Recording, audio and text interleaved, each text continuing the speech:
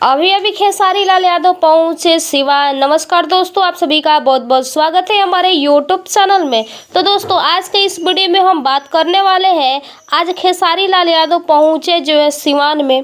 लोकसभा का चुनाव और नामांकन का समय चल रहा है। इसमें बड़े बड़े सुपरस्टार नामांकन करने और चुनाव प्रचार करने जा रहे हैं। इसी बीच खेसारी लाल यादव सिवान पहुंचे हैं।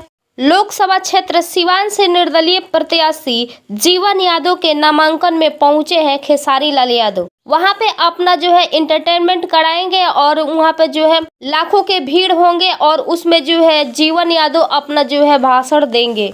वही बात करें तो पावर स्टार पवन सिंह के चुनाव प्रचार करने के लिए बहुत जल्द आने वाले हैं खेसारी लाल यादव। जब भी पावर स्टार पवन सिंह खेसारी लाल यादव को बुलाएंगे तभी वो खेसारी लाल यादव उनके चुनाव प्रचार करने के लिए जाएंगे। तो बने रहिएगा इस वीडियो में। इस वीडियो में हम बताने वाले हैं कि पावर स्टार पवन सिंह कब बुलाने वाले हैं खेसारी लाल यादव के। बहुत जल्द पावर स्टार पवन सिंह के सपोर्ट में उतरने वाले हैं खेसारी लाल यादव और उनका चुनाव प्रचार करने वाले हैं।